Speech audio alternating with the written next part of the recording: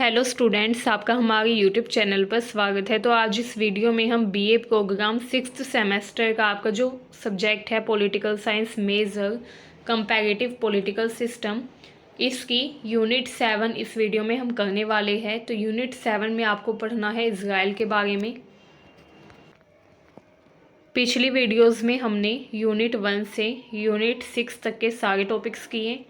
आज इस वीडियो में हम यूनिट 7 करेंगे, जो कि आपकी लास्ट यूनिट होने वाली है एंड उसके बाद आपका ये सब्जेक्ट कंप्लीट हो जाएगा।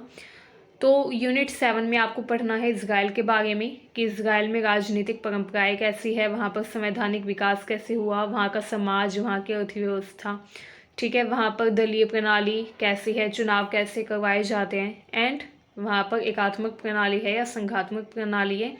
ये सब कुछ इस वीडियो में हम पढ़ने वाले हैं। तो आप लास्ट तक बने रहिएगा ताकि कोई भी पॉइंट मिस ना हो।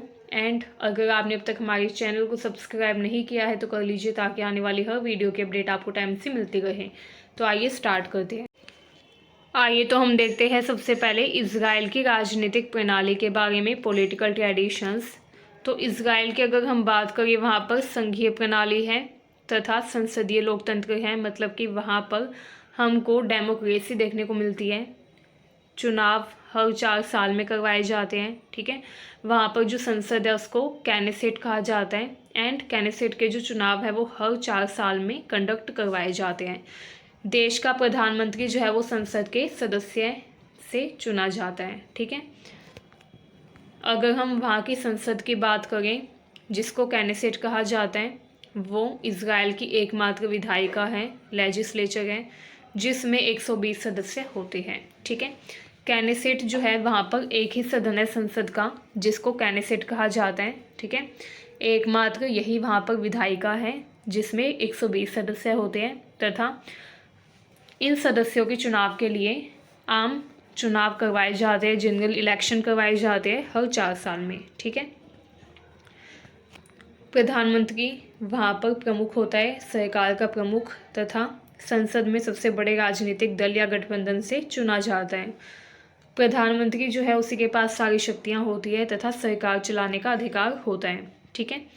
राष्ट्रपति का भी वहाँ पर पद होता है, जो कि सम्माननीय होता है एंड नॉमिनल होता है, जैसे इंडिया में, ठीक है।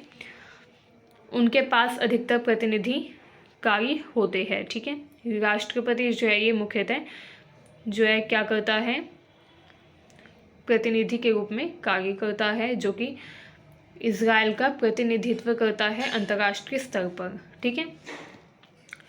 राष्ट्रपति का चुनाव कैनेसेट के सदस्य करते हैं, ठीक है। अभी हमने जाना प्रधानमंत्री के बारे में। प्रधानमंत्री वो व्यक्ति होता है जो कि राजनीतिक दल या गठबंधन से चुना जाता है, जो कि संसद में सबसे ज़्यादा मत हासिल करने वाली पार्टी का या दल का नेता होता है। एंड राष्ट्रपति जो है इसका चुनाव कैनेसेट के सदस्यों के द्वारा होता है, ठीक है। निर्वाचन प्रणाली की अगर हम बात करें तो इजराइल में आनुपातिक प्रतिनिधित्व, मतलब कि प्रोपोर्शनल रिप्रेजेंटेशन की प्रणाली है। इसमें पार्टियों को वोटों के अनुपात में सीटें मिलती हैं, जितने वोट मिलते हैं उतनी ही सीटें पार्टीज़ को मिलती है, ठीक है। तो वहाँ पर हमको प्रोपोर्शनल रिप्रेजेंटेशन सिस्टम देखा जाता है, ठीक है, देखने को मिलता है। इसके अलावा इजराइल में कोई भी पार्टी अकेले सरकार नहीं बना सकती, क्योंकि अधिकांश समय कोई एक पार्टी बहुमत में नहीं होती, इसलिए वहाँ पर ज़्यादातर हमको गठबंधन सरकार देखने को मिलती है, ठीक है। तो इजराइल में हमको गठबंधन सरकार का प्रचलन देखने को मिलता है, क्योंकि वहाँ पर ऐसा काफ़ी कम बार हुआ है कि एक ही पार्टी को बहुमत मिल गया हो एंड उसी पार्टी ने सरकार बना ली हो, ठीक है।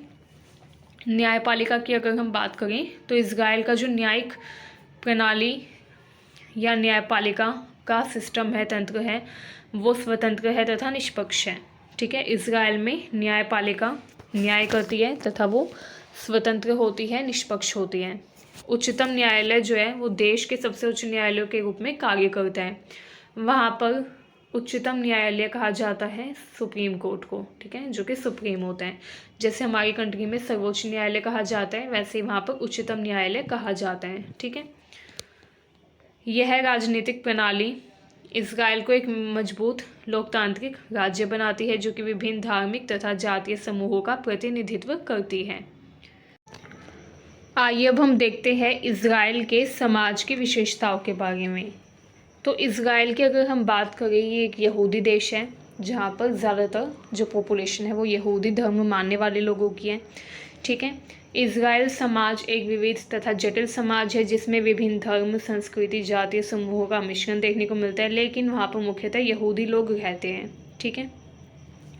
यहूदी लोग वहाँ पर बहुसंख्यक है तथा अन्य लोग भी वहाँ पर रहते हैं, जैसे अरबी, ड्रूज, बेडुइन, ठीक है, तथा अन्य अल्पसंख्यक भी वहाँ पर रहते हैं। इज़राइल का जो मुख्य धर्म है वो यहूदी धर्म है। यहूदी धर्म यहाँ के लोगों की सांस्कृतिक तथा धार्मिक पहचान का प्रमुख हिस्सा है। इसके अलावा वहाँ पर हमको मुस्लिम, ईसाई, ड्रूज समुदाय भी देखने को मिलते हैं। इज़राइल की आधिकारिक भाषाएं हिब्रू तथा अरबी है। हिब्रू मुख्य रूप से यहूदी समुदाय के द्वारा बोली जाती है, जबकि अरबी भाषा मुस्लिम व अन्य अरबी समुदायों के लिए प्रचलित है। इज़राइल में यहूदी परंपराएं जैसे कि शब्बत तथा यहूदी त्योहारों का पालन मुख्यतः किया जाता है। ठीक है। इसके साथ ही अरबी संस्कृति तथा मुस्लिम परंपराएं भी वहाँ पर काफ़ी महत्वपूर्ण है। सामाजिक ढांचे की बात करें तो इज़राइल में परिवार की संरचना को काफ़ी महत्व दिया जाता है। पारिवारिक जीवन की भूमिका वहाँ पर काफ़ी मुख्य है तथा इज़राइल एक धर्मनिरपेक्ष राज्य है जहाँ पर धार्मिक व राज्यिक मामलों में विभाजन की स्थिति है। ठीक है। मतलब धर्म जो है इसमें राज्य हस्तक्षेप नहीं करता तथा राज्य के कार्यों में धर्म हस्तक्षेप नहीं करता। इस तरीके से वहाँ पर हमको धर्म तथा राज्य का सेपरेशन, विभाजन देखने को मिलता है। धर्म तथा राज्य पूरी तरीके से एक दूसरे से अलग है। राजनीतिक तथा सामाजिक गतिशीलता भी वहाँ पर देखने को मिलती है। विविध राजनीतिक विचारधाराओं तथा अलग अलग सामाजिक दृष्टिकोणों वाले लोग वहाँ पर रहते हैं, जो कि वहाँ पर हमको इतिहास पढ़कर भी पता चलता है। ठीक है। यहाँ की जो राजनीति है वो अक्सर धर्म, जाति तथा भूमि विवादों के इर्द गिर्द घूमती रहती है। इस तरह इज़राइल का समाज अपने इतिहास, धर्म, संस्कृति तथा विविधता के कारण एक अनोखा व जटिल ढांचा है। आइए अब हम देखते हैं इज़राइल की अर्थव्यवस्था की विशेषताओं के बारे में। तो अगर हम इज़राइल की अर्थव्यवस्था की बात करें तो इज़राइल में उच्च तकनीकी उद्योग देखने को मिलते हैं। वहाँ पर उच्च तकनीक वाले उद्योग है जो कि कार्य करते हैं। इज़राइल दुनिया के सबसे अग्रणी तकनीकी तथा नवाचार केंद्रों में से एक है। वहाँ पर हमको हायर टेक्नोलॉजी देखने को मिलती है। ठीक है। इसके अलावा इज़राइल का जो स्टार्टअप है वो काफ़ी ज़्यादा फेमस है पूरे वर्ल्ड में। ठीक है। ये अपने स्टार्टअप नेशन के रूप में प्रसिद्धि हासिल किए हुआ है। यहाँ के उच्च तकनीकी उद्योग जैसे सॉफ्टवेयर, साइबर सुरक्षा तथा आर्टिफिशियल इंटेलिजेंस वैश्विक अर्थव्यवस्था में एक महत्वपूर्ण भूमिका निभाते हैं। कृषि की बात करें तो इज़राइल का कृषि क्षेत्र भी काफ़ी विकसित है। खासकर जल प्रबंधन तथा सूक्ष्म सिंचाई तकनीकों में इज़राइल के कृषि उत्पाद जैसे फल, सब्जी, फूल, इन सब का निर्यात दुनिया भर में किया जाता है। ठीक है। इसका मतलब है कि इज़राइल अपने कृषि उत्पादों का भी निर्यात करता है। ठीक है। इज़राइल का निर्यात उच्च तकनीकी उत्पादों, रसायन तथा सैन्य उपकरणों पर आधारित है। इज़राइल में उच्च तकनीकी उत्पादों का, रसायनों का तथा सैन्य उपकरणों का निर्यात किया जाता है तथा यह देश सैन्य व सुरक्षा उत्पादों का एक प्रमुख निर्यातक है। इज़राइल में उद्यमिता यानी कि एंटरप्रेन्योरशिप को काफ़ी ज़्यादा प्रेरित किया जाता है, इनकरेज किया जाता है, प्रोत्साहित किया जाता है तथा यहाँ पर हमको बहुत सारे निवेशक तथा स्टार्टअप कंपनीज देखने को मिलती हैं। इसके अलावा सरकार भी नवाचार तथा अनुसंधान को, मतलब कि टेक्नोलॉजी एंड रिसर्च को बढ़ावा देने का काम यहाँ पर करती है। अर्थव्यवस्था में विविधता देखने को मिलती है। अर्थव्यवस्था जो है इसमें सूचना प्रौद्योगिकी, निर्माण, रसायन, स्वास्थ्य तथा रक्षा क्षेत्र में हमको कार्य देखने को मिलता है तथा इस तरीके से हमको अर्थव्यवस्था में वहाँ पर विविधता देखने को मिलती है। ठीक है। नेक्स्ट है श्रम बाजार तथा आय। इज़राइल में उच्चतम शिक्षा तथा कौशल वाले श्रमिकों की काफ़ी ज़्यादा अधिकता है। वहाँ पर ऐसे जो लेबर्स है वो काफ़ी ज़्यादा है पॉपुलेशन में, जिन्होंने उच्चतम शिक्षा हासिल की हो तथा जो कि कौशलवान हो एंड जिनके द्वारा उच्चतम स्तर की सेवाएं तथा उत्पाद बनाए जाते हो। तो ऐसे श्रमिक वहाँ पर काफ़ी ज़्यादा हैं। यहाँ के लोग औसत से उच्च आय प्राप्त करते हैं तथा इस तरीके से हम जान पाएंगे या फिर इस तरीके से हम कह सकते हैं कि इज़राइल की अर्थव्यवस्था काफ़ी लचीली तथा नवाचार से भरपूर है व वैश्विक अर्थव्यवस्था में इसका प्रभाव बढ़ता जा रहा है। अगर हम बात करें इज़राइल में पार्टी सिस्टम की, तो इज़राइल एक बहुपक्षीय लोकतंत्र है जहाँ पर हमको बहुत सारी पार्टीज देखने को मिलती हैं। मतलब इजराइल में बहुदलीय व्यवस्था है, मल्टी पार्टी सिस्टम है। यहाँ कोई प्रमुख पार्टी का वर्चस्व नहीं है, बल्कि अनेक छोटी छोटी पार्टीज है जो कि चुनाव में हिस्सा लेती हैं। कुछ पार्टी यहाँ पर छोटी है, कुछ मध्यम आकार की है, तथा कुछ पार्टीज ऐसी है जो कि गठबंधन का निर्माण करती है। ठीक है, वहाँ पर हमको ज़्यादातर गठबंधन सरकार देखने को मिलती है।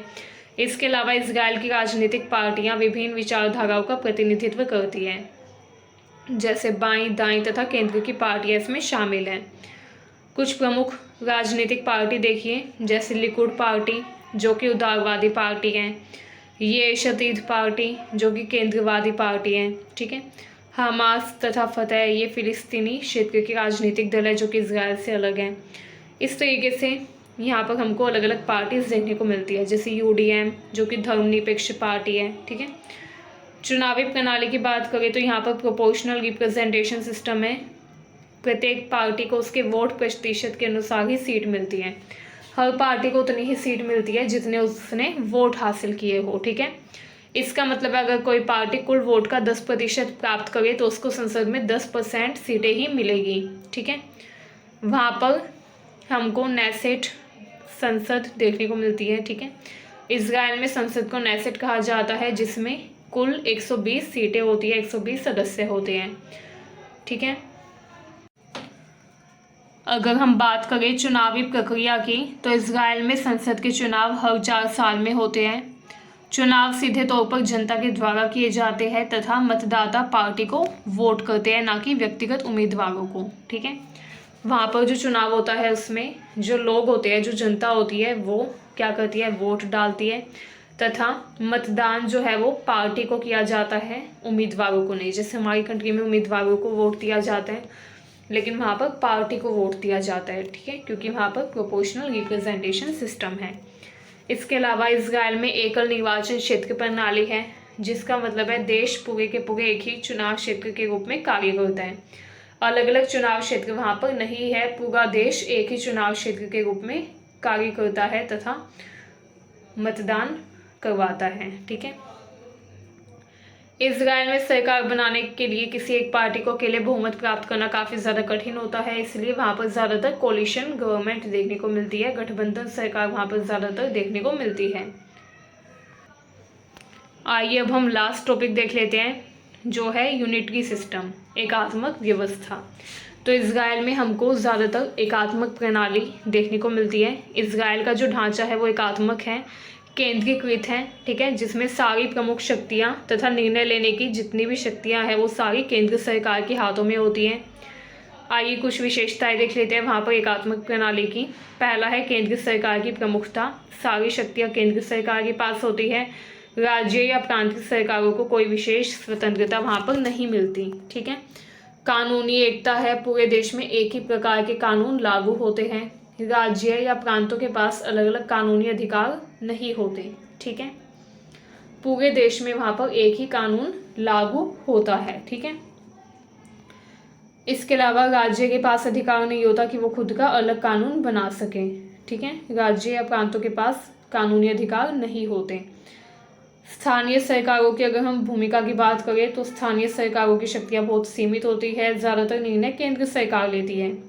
इजराइल का प्रशासन केंद्रित होता है, सरकार के सभी महत्वपूर्ण विभागों का नियंत्रण राष्ट्रीय स्तर पर किया जाता है। ठीक है, संविधान वहाँ पर कोई स्थायी लिखित संविधान नहीं है। ठीक है, इसके स्थान पर आधिकारिक कानून वहाँ पर होते हैं जो कि सरकार के द्वारा समय समय पर बनाए जाते हैं तथा हटाए जाते हैं, तथा वही कानून देश के कानूनों का मार्गदर्शन करते हैं।